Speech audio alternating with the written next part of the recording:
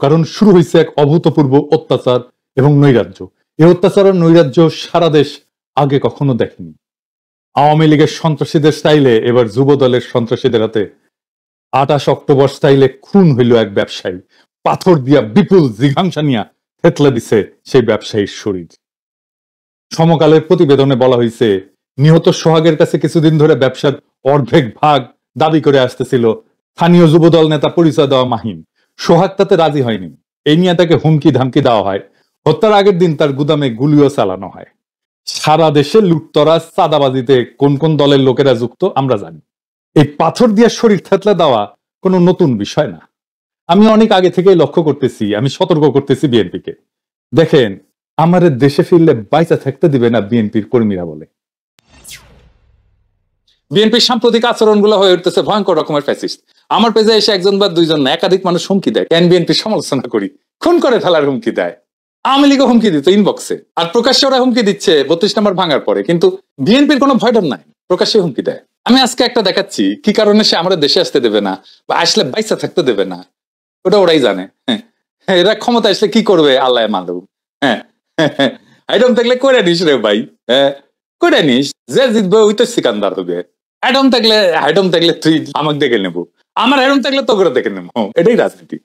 রাজনৈতিক দল তার আশেপাশে বন্ধু রাখে, যারা ঠিক দল করে না কিন্তু একটা লুজ সম্পর্ক থাকে তাদের সাথে। আওয়ামী লীগের কাছে কিন্তু মাস্টার ছিল, সেজন্য আওয়ামী লীগ এতদিন রাজত্ব করতে পারছিল। বিএনপি সবাইকে শত্রু বানায়। এদের কর্মীদের রাজনৈতিক শিক্ষা এতই দুর্বল, এরা যখন দাবরানির উপরে থাকে তখন কেসো হইয়া থাকে, আর যখন ক্ষমতার গন্ধ পায় তখন নেকড়ে হইয়া ওঠে। যাই হোক, এগুলো নিয়ে আলাপ করবো পরে, নির্বাচন আসুক, ক্যাম্পেইন করে দেবো, দেখাই দেবো জনগণকে কাদের ভোট দিতেছেন, দেখেন কিছুই হবে না হয়তো, কিন্তু আমি খায় না খায় কন্টেন্ট বানাবো। শুধু আমার যে গালিগুলো দিছে বিএনপির কর্মীরা সেগুলো কম্পাইল করলে না 10টা এপিসোড হয়ে যাবে। আমার এই যদি মাইরা ফেলাইতে চায় তাহলে তো একজন সাধারণ ব্যবসায়ীকে থাতলাইয়া দেবেই।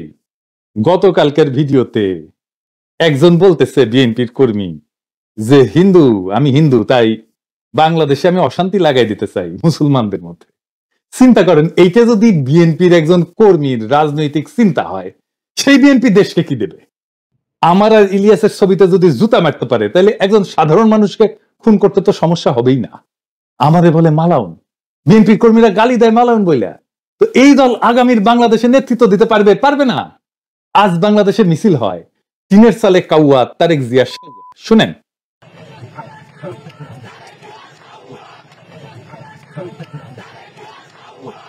এর দায় কার? চান্দাবাজদের নাকি বিএনপির অনলাইন ইনফ্লুয়েন্সারদের? আসেন সেটা একটু বুঝে দেখি। এর দায় ক্যাটাগরিক্যালি কয়েকজনের। আমি নাম বলতে চাইতেছিলাম না, কিন্তু আজকে আমি বলবো।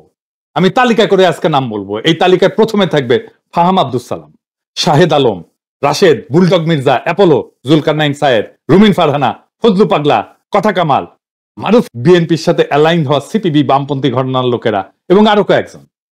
এরা ইন্টেলেকচুয়ালি বিএনপিকে পথভ্রষ্ট করছে নিতান্ত নির্বুদ্ধিতা থেকে এবং বিগ ইগো থেকে।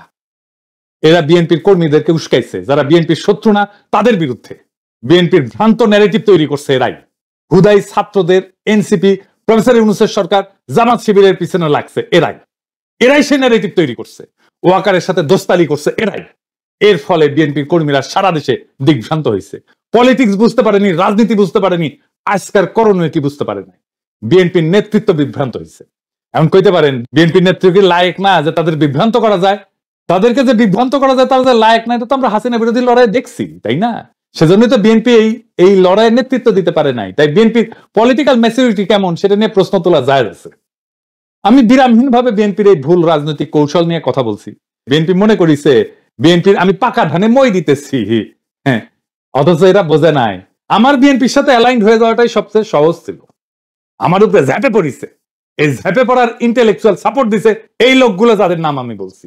এরা হেন নোংরামো নাই যেটা তারা করে নাই। তো এর ফল কি? ফল তো একটাই, পিনাকির বালটাও ফেলতে পারে নাই। আর বাংলাদেশের রাস্তায় স্লোগান ওঠে টিনের সালে কাউয়া, তারেক রহমান। আবার শুনেন,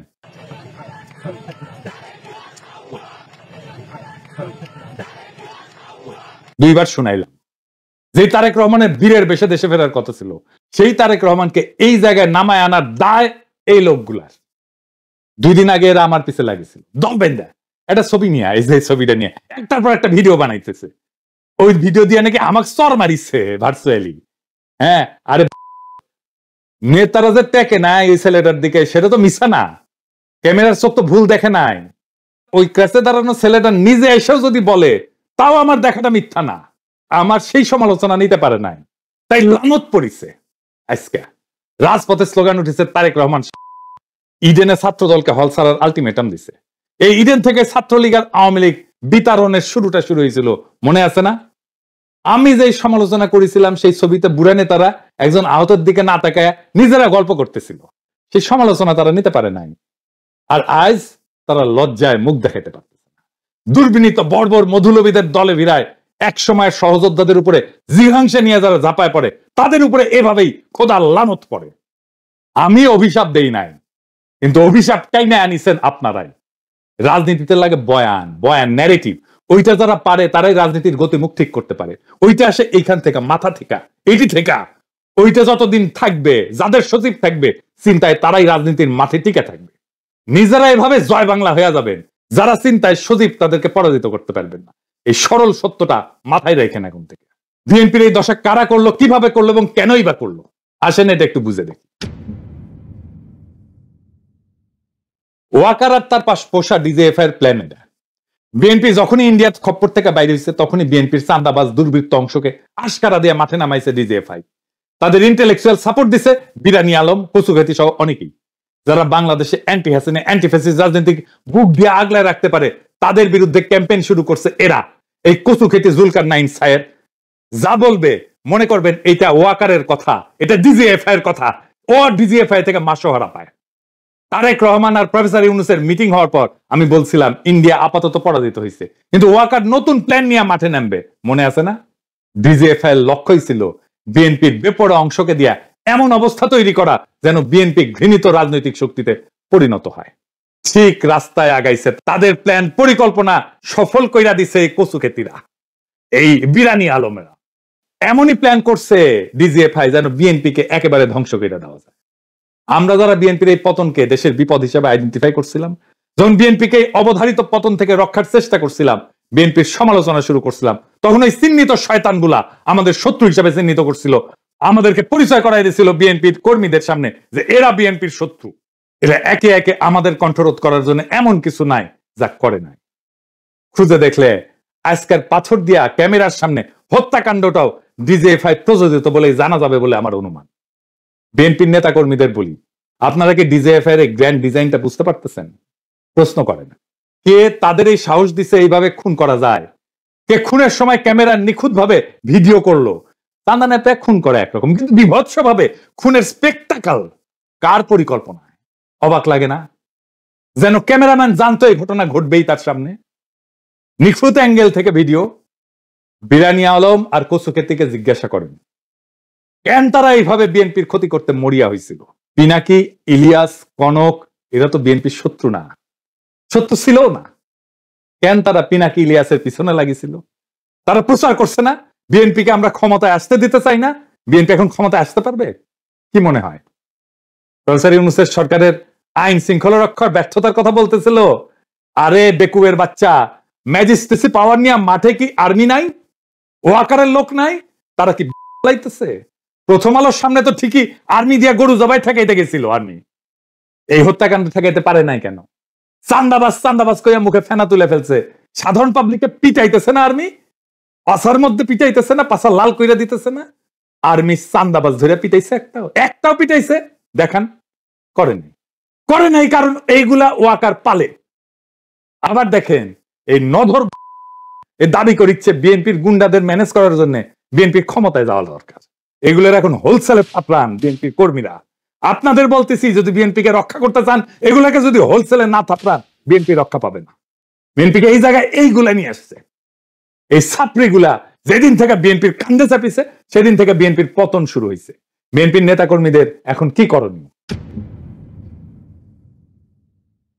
এইটা বিএনপির জন্য একটা ওয়েক আপ কল। বিএনপি রে কই আওয়ামী লীগের রাজনীতি করা বাদ দেন। ওয়াকার যে আপনাদের মারবে সেটা বিশ্বাস করেন এখন। ইন্ডিয়ার হাত ধরতে যায় না। আব্দুল নূর তুষারদের হিরো বানান না। রুমিন আর ফজা পাগলারে বহিষ্কার করেন যদি বাঁচতে চান। আর কর্মীদের বলেন সাতপিয়ার কচুক্ষেত্রীদের বয়ান দিয়া প্রভাবিত না হইতে। আর যা যা করছেন এতদিন এক সময়ের সহযোদ্ধাদের সাথে, তার জন্য পাবলিকের কাছে ক্ষমা চান, আমাদের কাছে ক্ষমা চাইতে হবে না। এনসিপি আর জামাত শিবিরের পিছে লাগা বন্ধ করেন, প্রফেসর ইউনূসের সরকারের পিছে লাগা বন্ধ করেন। এখনো টাইম আছে, আপনাদের ফিরে আসার সম্ভাবনা আছে। রাজনীতিতে করেন, কিভাবে করতে হবে রাজনীতি নিজে না বুঝলে আলাপ করেন, সাহায্য করব, পরামর্শ দিব। 2 সপ্তাহের মধ্যে পরিস্থিতি ঘুরে দেওয়া যাবে যদি কথা শুনেন আমাদের। আমার কথা শুনলে যে ফায়দা আছে তার প্রমাণ হইতেছে পিনাকিরে তো হুতাই দিতে চাইছিল আপনার দলের চাপিরাই, ও আকার আর কচুক্ষেতিদের সাথে মিলা পারছে, পারে নাই। তাই কইতেছি সিচুয়েশন কেমনে পাল্টাইতে হয় সেটার জন্য গুরু না মানেন, পরামর্শ নিলে ক্ষতি নাই। আর জামাত শিবির এনসিপি কে বলি, চান্দাবাজদের বিরুদ্ধে কথা বলেন, অসুবিধা নাই, কিন্তু বিএনপি কে দল হিসেবে, তারেক রহমানকে রাজনৈতিক নেতা হিসেবে আক্রমণ করেন না। এতে দেশের উপকার হবে না। বিএনপি মানে চান্দাবাজ না, বিএনপি মানে জিয়াউর রহমান, বিএনপি মানে খালেদা জিয়া, বিএনপি মানে আমাদের anti Baksal pioneer political platform.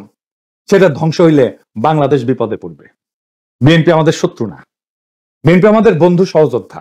তার উপরে অভিমান হইতে পারে, কিন্তু ঘৃণা করা চলে না। রাজনৈতিক বিভ্রান্তি থাকতেই পারে, কিন্তু বিভেদ ডেকে আনা যাবে না। বিএনপি এই জাতির স্বতন্ত্র চেতনার এক অবিচ্ছেদ্য অধ্যায়। তারেক রহমান ভুল করতে পারেন, কিন্তু বিএনপিকে পুঙ্খানুপুঙ্খভাবে বাতিল করা মানে এদেশের গণতান্ত্রিক ধারাকে দুর্বল করা, এদেশের ফ্যাসিবাদ বিরোধী, ভারতীয় আগ্রাসন বিরোধী লড়াইকে দুর্বল করা। আমাদের শত্রু কিন্তু একটাই, ভারত সমর্থিত হাসিনার ফ্যাসিবাদ। সে জায়গায় দাঁড়ায় আমরা যদি নিজেদের ঘরে আগুন লাগাই, তবে মুক্তি আসবে না বাংলাদেশের মানুষের, আসবে বিভ্রান্তি আর ধ্বংস। তাই সমালোচনা করেন, সংশোধনের ডাক দেন, কিন্তু ধ্বংস ডেকে আনেন না। কারণ আমরা সবাই একই ঐক্যতানে বাঁধা, একই বিপ্লবের সৈনিক। এই সত্যটা ভুলেন না। এই সত্য ভুললে বিপ্লবকে রক্ষা করতে পারবেন না। বিপ্লবকে রক্ষা করাই আমাদের প্রথম কর্তব্য। ইনকিলাব জিন্দাবাদ।